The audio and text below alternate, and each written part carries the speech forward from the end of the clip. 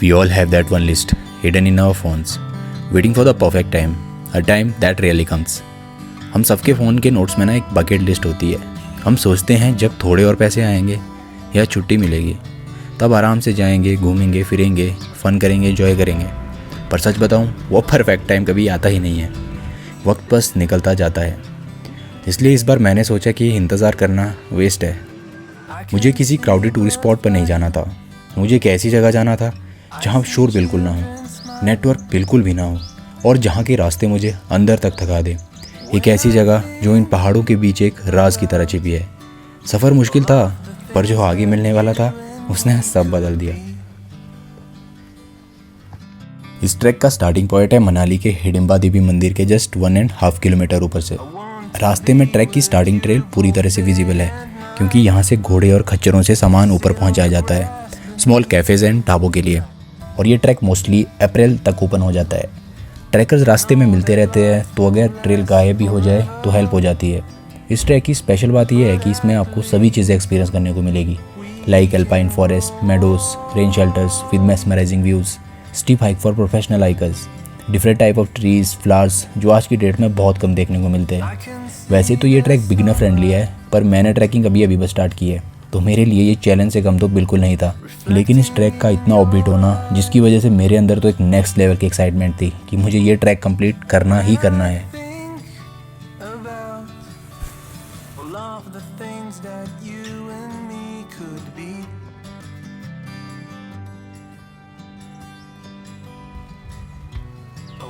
To be with you both day and night, to sit on the grass beneath the moonlight, forever, but at least we can grow old together.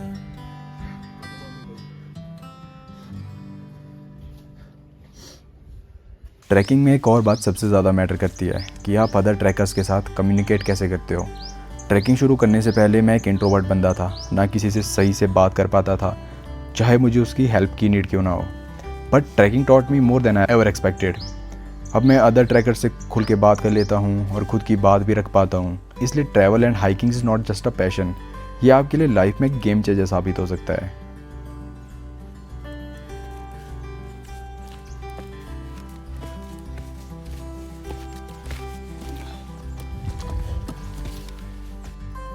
इस track में बस एक चीज़ सबसे बड़ी headache है, जो हर एक ट्रैकर का नाइटमेयर होता है. 90 डिग्री स्टिप चढ़ाई. ट्रैक में सिर्फ लास्ट पॉइंट में प्लेन एरिया हाइक करने को मिलेगा, बाकी 80 to 85% ट्रेल स्टिप चढ़ाई पर बनी है. मैं first time solo alpine hiking कर रहा था और मेरे बैकपैक का वेट अराउंड 20 to 25 kgs का था. एंड इतने भारी सामान के साथ और बिना ट्रैकिंग शूज़ के क्लाइंब करना बहुत मुश्किल हो रहा था. हर 2 मोड बाद रेस्ट लेना पड़ रहा था, जो बहुत टाइम कंज्यूमिंग था. लेकिन इस हाइक का दूसरा व्यू पॉइंट जो कोरूगढ़ से 2 किलोमीटर ऊपर है, वहाँ से नज़ारे देख के थोड़ा रिलीफ मिला.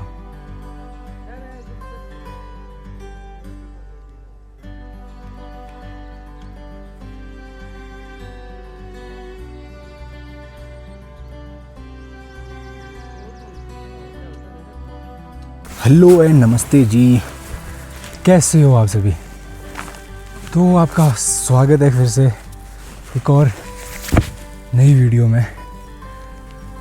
कसम से यार इस वीडियो को बनाते बनाते हालत ख़राब हो गई. लेकिन ये लामाडुक का जो ट्रैक है ना, बहुत ही ऑफबीट है एंड यहाँ के नज़ारे, just look at the views. तो बात कुछ ऐसी है, अभी मैंने आधे से ज़्यादा रास्ता कवर कर लिया है और अभी बस कुछ ही दूर जो लामाडुक टॉप है वहाँ पे मैं अपना कैंप असेंबल करूँगा और रात वहीं गुजारूँगा. खाना पीना सब कुछ वहीं करेंगे. तो लामाडुक का कुछ ऐसा सीन है, ये मनाली के सबसे ऑफबीट ट्रैक में से एक है. यहाँ पे बहुत लोग बहुत जाते हैं और मज़ा भी इस ट्रैक पे काफ़ी ज़्यादा है. फ़न है, एडवेंचर है. एंड इस ट्रैक की सबसे मेन बात ये है कि इसमें स्ट्रिप चढ़ाई आपको बिल्कुल मिलेगी, बिल्कुल ही मिलेगी. तो आप लोग जब भी यहाँ आओ एकदम तैयारी के साथ आओ. कभी भी बिना पानी बिना खाने के तो मतलब ही नहीं है. एंड मौसम तो यहाँ पे बदलता ही रहता है, तो मेरी तो यही सलाह है कि आप लोग आओ, मज़े करो, एंजॉय करो हमारी तरह।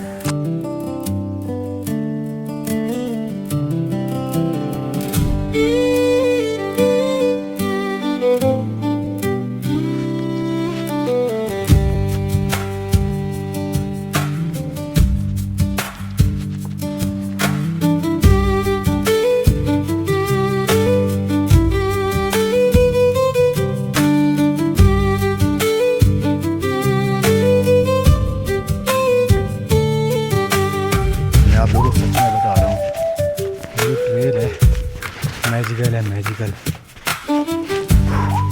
आई डिड नॉट एक्सपेक्ट कि यहाँ पे इस लेवल के नज़ारे और इस लेवल की खूबसूरती होगी यार। हर मोड़ पे एक अलग ही चीज़ देखने को मिल रही है।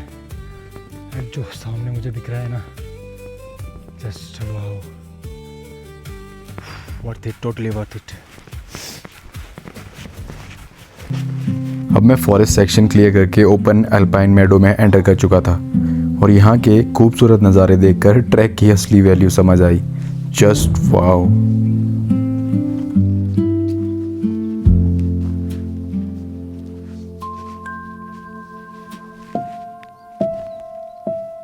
तो जैसा कि देख रहे हैं आप, यहाँ पे पहाड़ी जो गद्दी लोग होते हैं वो बेसिकली रहते हैं, अपनी भेड़ बकरियों को चराते हैं।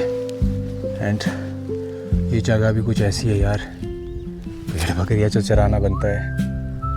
तो वो लोग गर्मियों में पहाड़ों की चोटियों में आ जाते हैं एंड इस तरह से छोटे छोटे शेड बनाते हैं जिसके नीचे वो रात गुजारते हैं एंड अपनी खाना वगैरह बनाते हैं एट्सेट्रा। तो अभी बारिश भी शुरू हो चुकी है, धूप भी निकली है। इस वक्त का पूरा सीन ही बदल गया। मैंने सोचा था बारिश होगी, दबा के होगी, पर यहाँ तो उल्टा ही हो रहा है भाई। ना बारिश हो रही है ना धूप लग रही है, ये देखो। बट यार जो भी है, नज़ारे इतने अच्छे हैं, इतने अच्छे हैं, मेरे पास कोई जवाब नहीं है। वीडियो तो क्रेजी आने वाली है, इतना मुझे पता है। जिस हिसाब से मैंने चढ़ाई नहीं स्टीप चढ़ाई की है, उस हिसाब से तो व्यूज़ आने ही चाहिए यार। सब्सक्राइब कर दो इसी बात पे, आगे भी आपको ऐसी क्रेजी वीडियोस देखने को मिलती रहेंगी। अभी के लिए मैं सोच रहा था कि मैं यहीं कैंप डालूं, लेकिन बारिश ज़्यादा हो नहीं रही, तो आगे ही चलते हैं, देखते हैं कहाँ हम स्टे करेंगे, कहाँ हम अपना टेंट पिच करेंगे एंड कहाँ हम खाना खाएंगे। क्योंकि बनाना तो अभी मेरे पास स्टोव नहीं है, छोटे बर्तन नहीं है जिस पर मैं खाना बना सकूं। तो अभी मैं खाना ले आया हूं, मतलब बोला जाए तो बना बनाया खाना। तो कुछ ऐसा सीन है आज का अभी का। तो एंजॉय कीजिए आप क्रेजी नज़ारे।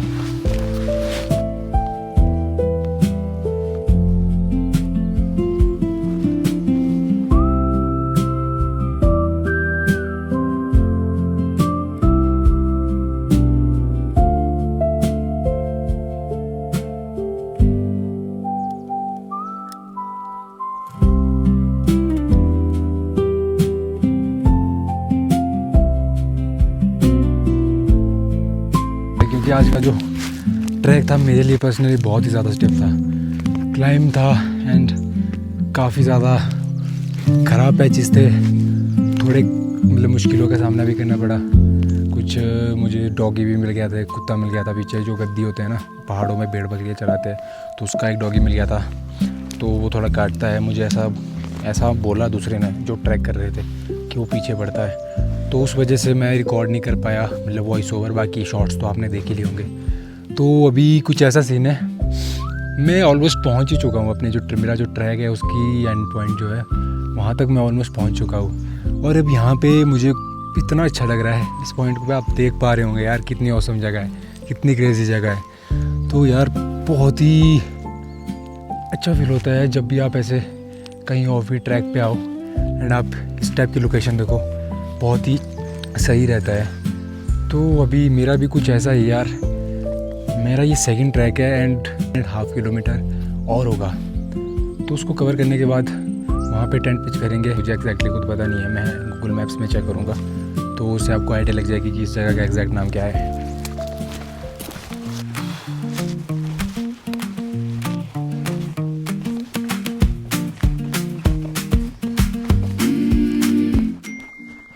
Packed the car by dawn, cooler full of snacks.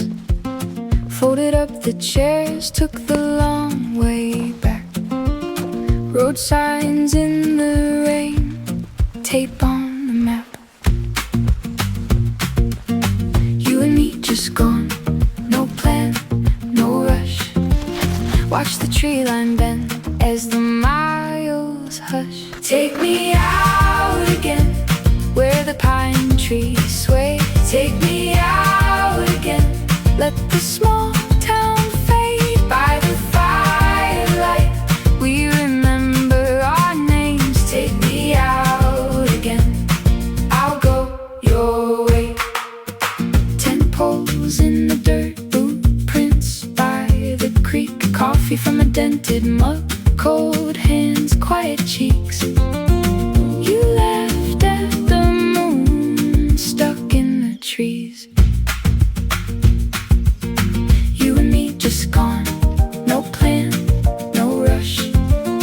Hear the night closing, then open up. अब मैं लामा डेक नेचुरल वैली तो पहुंच गया, पर टाइम अराउंड 6 PM के आसपास हो चुका था। लेकिन मुझे जाना था लामा डेक टॉप पे और टाइम बहुत कम था। नीचे मेडो में नाइट स्टे करने के लिए बहुत अच्छा था, पर मैं पहले ही मन बना के आया था कि नाइट स्टे तो टॉप पे ही करूँगा। तो लामा डेक मेडो में थोड़ी देर रेस्ट करके और वाटर रिफ़िल करके मैंने आगे की हाइक कंटिन्यू की, और यहाँ से आगे का सफ़र और भी थका देने वाला था। अब रियलाइज़ होने लग गया था कि गलती कर दी मेडो से आकर। हाइक करते करते माइंड में बस एक ही चीज़ चल रही थी, बस मैं टॉप पर कैसे भी पहुँच जाऊँ और टेंट पिच करके बस सीधा सो जाऊँ। ये 2-3 किलोमीटर की ट्रेल सबसे ज़्यादा कठिन ट्रेल है इस पूरे ट्रैक की। खड़ी चढ़ाई के साथ साथ रास्ता पथरीला था, जिसमें हर एक स्टेप पे स्ट्रगल दुगना लग रहा था, और पैरों के हाल ऐसे थे मानो बता नहीं सकता। एक और स्टेप बस टॉप पे पहुंचने के लिए बढ़ा रहा था, ताकि उस व्यू को देख पाऊं जो सबको देखना नसीब नहीं होता।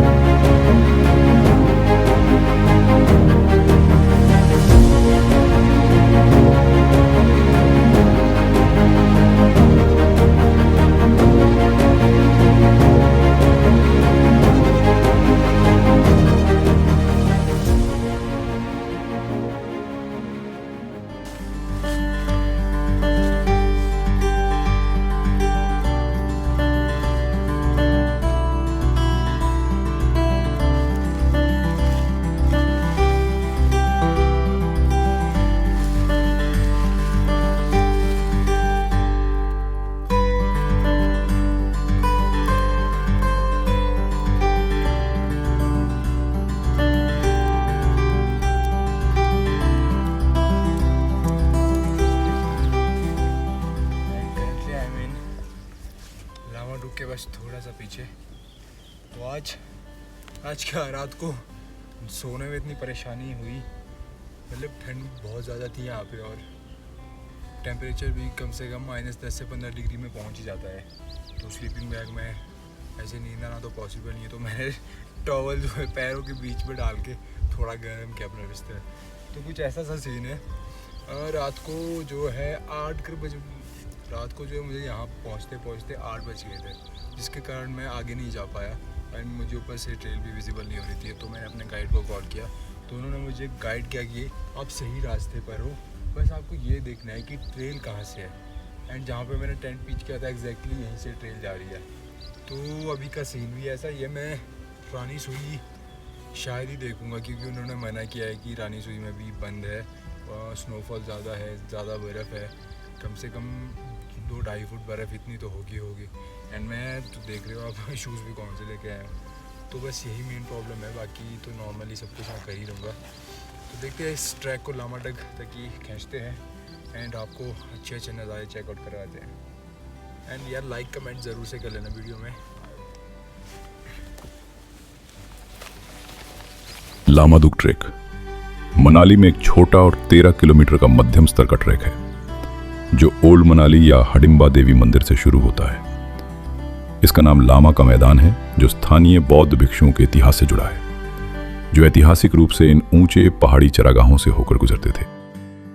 ऐतिहासिक रूप से लामदुग मार्ग का उपयोग मनोरंजन के लिए नहीं किया जाता था, बल्कि ये स्थानीय गद्दी और गुर्जर चरवाहों के लिए एक महत्वपूर्ण नौवहन और चराई मार्ग के रूप में कार्य करता था। सदियों से ये स्थानीय चरवाहे गर्मियों के महीनों के दौरान अपने झुंडों को घने जंगलों से होते हुए ऊंचाई पर स्थित कटोरे के आकार के पठार पर चराने के लिए ले जाते थे। लामा उपसर्ग बौद्ध भिक्षुओं को संदर्भित करता है। ऐसा माना जाता है कि यह घास का मैदान कुल्लू और लाहौल क्षेत्रों से गुजरने वाले लामाओं के लिए एक शांत विश्राम स्थल या ध्यान स्थल के रूप में कार्य करता था।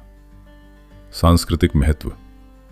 यह ट्रैक आमतौर पर ऐतिहासिक हडिम्बा देवी मंदिर के पास से शुरू होता है, जो पैगोडा शैली की लकड़ी की वास्तुकला का एक उत्कृष्ट नमूना है। लगभग 1000 मीटर की ऊंचाई पर चढ़ाई वाली एक क्लासिक 6 से 8 घंटे की दिन भर की पैदल यात्रा, लगभग 13 किलोमीटर की गोल यात्रा। मार्ग। यह पगडंडी हरे भरे मनाली वन्यजीव अभयारण्य से होकर खड़ी ढलानों पर घूमती है, जो चीड़, बलूत, देवदार और शाहबलूत के पेड़ों के घने आवरणों से गुजरती है। शिखर। पर्वतारोही घने जंगल से निकलकर हरे भरे खुले मैदान लामा दुग घास के मैदान में पहुंच जाते हैं। आगे बढ़ने पर पठार से हनुमान तिब्बा, देव तिब्बा, इंद्रसन और 12 शिगरी हिमनद जैसी चोटियों के मनोरम दृश्य दिखाई देते हैं।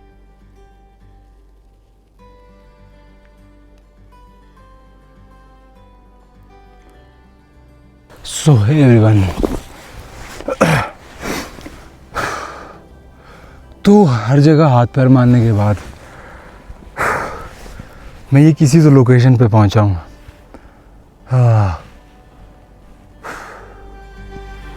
कसम से भाई, ये जो ट्रैक है ना भाई, एक तो मुझे रास्ता पता नहीं है, और पता नहीं ये रास्ता है कि नहीं है। जितना कि मुझे गाइड ने बताया मैं सही जा रहा हूँ, लेकिन यार बर्फ़ ने पूरा काम ख़राब कर दिया। मैंने सुना था कि गाइड ने जितना मुझे बताया कि रोड से ट्रेल पूरी क्लियर मिलेगी, बट ऐसा बिल्कुल नहीं हुआ। अगर किसी ने भी ये ट्रैक कर रखा है तो मुझे ज़रूर से बताना यार कि मैं सही रास्ते पे आया या गलत रास्ते पे, क्योंकि मुझे मिली गाइडेंस के हिसाब से मैं बिल्कुल सही ट्रेल पर हूँ। और यहाँ पे जितनी मुझे स्नो दिख रही है इसके अकॉर्डिंग मैं आगे तो नहीं जा सकता, क्योंकि अगर मैंने ये वाला पैच क्रॉस कर भी दिया, नीचे तो बंद ही था पूरा, तो मैं ऊपर की लाइन मुझे ट्रेल दिखी, बिल्कुल ट्रेल अच्छी भी, जिसमें लगा कि नहीं यहाँ से रास्ता है, बढ़िया बनाई गई है। तो उसमें मैं आया तो यहाँ मुझे 2-3 पैचेस मिल गए, और इनको क्रॉस करना इस वक्त पे ख़तरे से खाली नहीं है, क्योंकि अगर पैर स्लिप हुआ तो सीधा पहाड़ से नीचे जाऊँगा। बट यार लामा डग का तो पता नहीं, जो ये जगह है यहाँ से जो व्यूज़ है, नज़ारे हैं, वाओ ये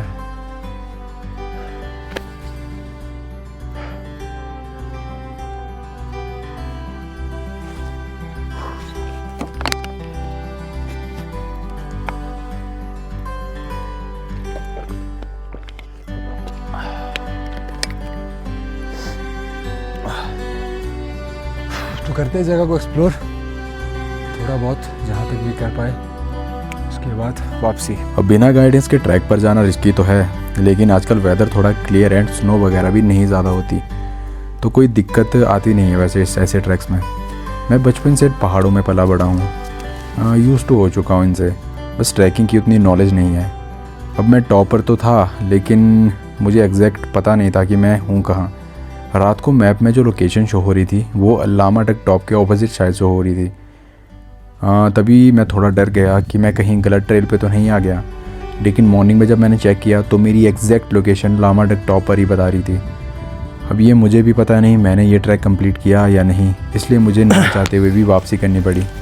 तो सुबह के बज गए 8:30 और अभी मैं हूँ लामाडक ट्रैक के बस थोड़ा पीछे, जहाँ पे फॉरेस्ट सेक्शन ख़त्म होके एकदम अल्पाइन हाइकिंग स्टार्ट होती है। अगर आपके पास कोई भी एप्लीकेशन है जिसमें आप अपना मैप देख रहे हो, जैसे कि मैं यूज़ करता हूँ ऑल ट्रेल्स, इसमें आप फ्री में भी देख सकते हो, लेकिन ये सब्सक्रिप्शन में ज़्यादा अच्छा वर्क करता है। तो इसमें मुझे तो कोई परेशानी नहीं आई, आप भी इसको यूज़ कर सकते हो। एंड मौसम पिछले कल थोड़ा ख़राब हुआ था, आज बिल्कुल सही है, बिल्कुल सही, मतलब ऑल क्लियर। सुबह तो बिल्कुल क्लियर था, रात को तो एकदम चारों ओर चांद की रोशनी ही रोशनी थी। मेरा प्लान वैसे रानी सुई लेक का था, पर रास्ते में बर्फ़ बहुत ज़्यादा है जिसकी वजह से रास्ता ब्लॉक है।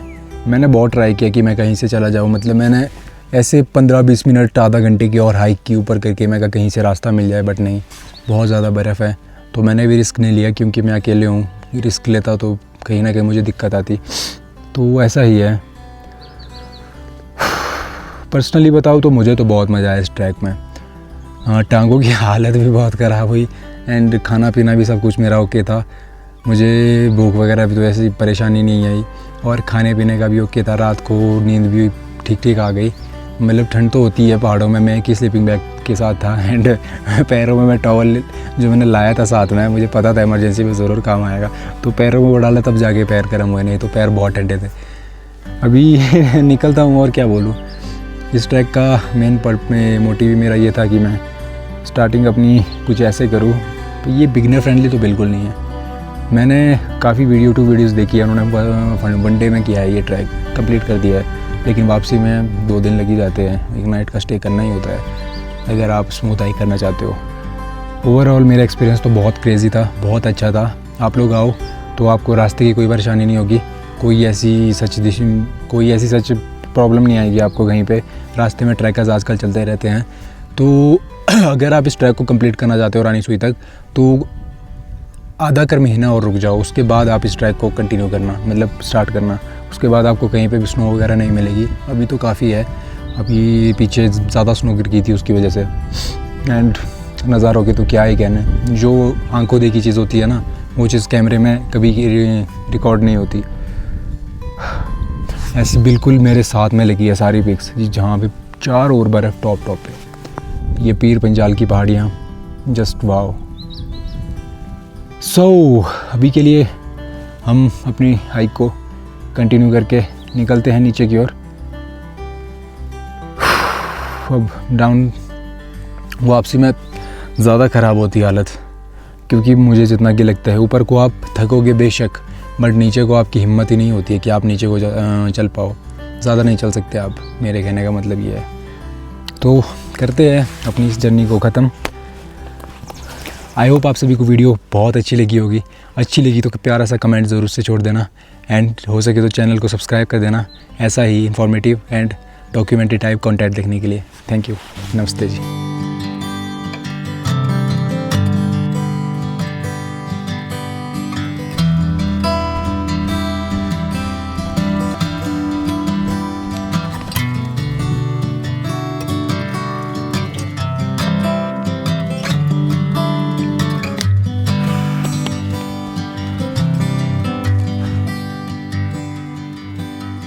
I can see birds flying, I see children smiling. When I think about all of the things that you and me could be,